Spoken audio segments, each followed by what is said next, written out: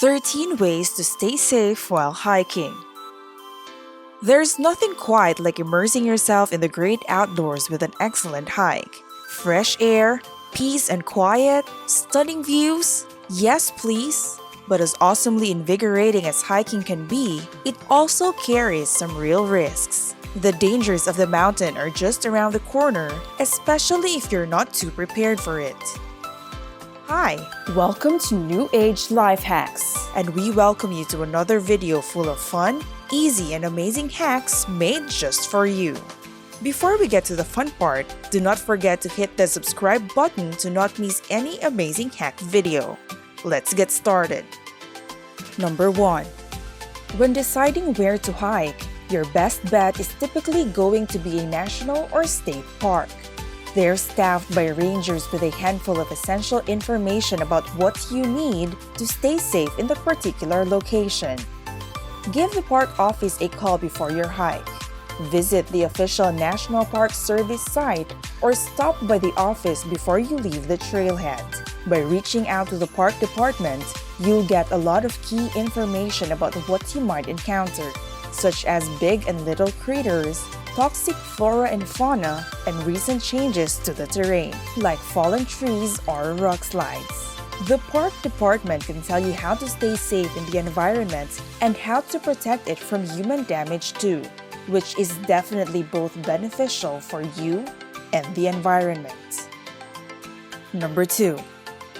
Before the trip, it's always good to start with good fitted boots and comfortable clothing.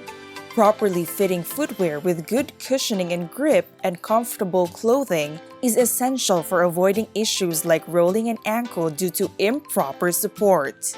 It will also help you to prevent one of the most painful hiking hindrances, blisters. If you don't know where to start, try consulting an expert at an outdoor supply store. Having the right equipment for the hike means safety. After that, it's also good to test your boots around the house and/or on a trial hike to see if it fits you well and you are comfortable with it. Number 3. Know the weather. This goes beyond just checking the weather before your hike. Talk to the rangers or consult the park site to find out what inclement weather events are most likely at this time of the year and how to stay safe in them. Thunder and lightning are the common dangers you will encounter on a hike, so it's best to know about them. Even small changes in weather can make your whole hike much riskier because of how they may affect the terrain. For example, light rain that breaks out on your way up a peak could make the trip back pretty precarious. Number 4. Prepare your first aid kit. As you're out hiking to the mountains, medical help is far from available.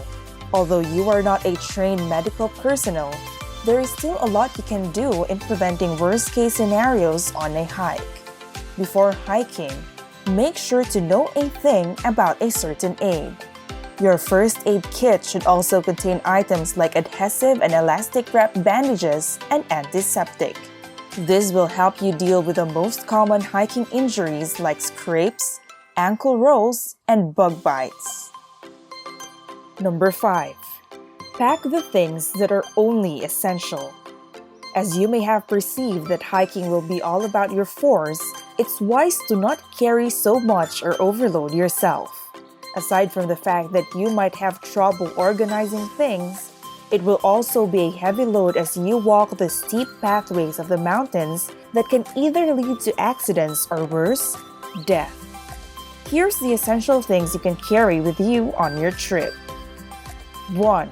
First aid kits. 2. Navigation tools such as map, compass, and GPS. 3.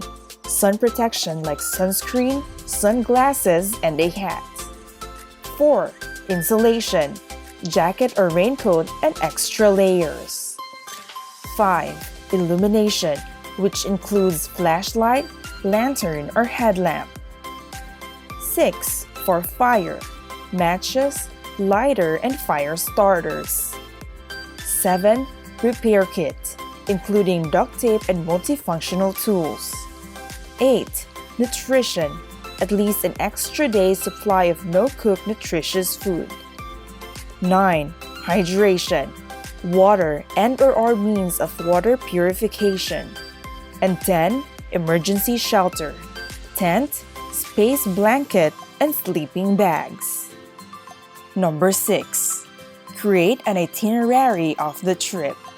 As spontaneous activities sound to be fun and exciting, nothing beats a planned event, especially when it comes to safety. Map out a daily schedule for a trip depending on how long you're planning to hike and do the activity, and remember to stick with it. Draw up a rough plan that all members of your party agree upon well before you leave. Include your starting point, time, destination, route, and anticipated finish time. It's also advisable to share the itinerary to someone not part of the group you are hiking with, so that when the group can't arrive on the anticipated time, there would be someone to give heads up to a search party. Number 7. Each person part of the hike must bring their own water or a tool for purification. Water is known to be an essential and vital part of the human body, as our bodies are made up of 60% water. The National Park Service recommends drinking about 1/2 to 1 liter per hour while active outdoors. The exact amount you need will depend on the circumstances of your hike as well as your usual water intake. If you want to save weight, find out if there will be places to refill your bottle with potable water and if there are any natural water sources along the trail. If there are, you can take advantage by bringing purification and disinfection materials. Number 8. Don't try an experiment on other trails. You may be inquisitive to know what is on the other side. It is not safe to explore trails you aren't familiar of or not part of the plan. As the saying goes, curiosity kills the cat. Your odds of encountering a risky obstacle go up when you step off the path. It's also easy to get turned around, and if you do get lost or incapacitated off trail, a rescue mission will be much more difficult and dangerous. Veering off the trail also leads to what rangers call social trails, or unofficial routes carved into the wilderness by wayward hikers. Social trails can trample vegetation, disturb animals, cause erosion, and endanger hikers after you who might think it's the right way.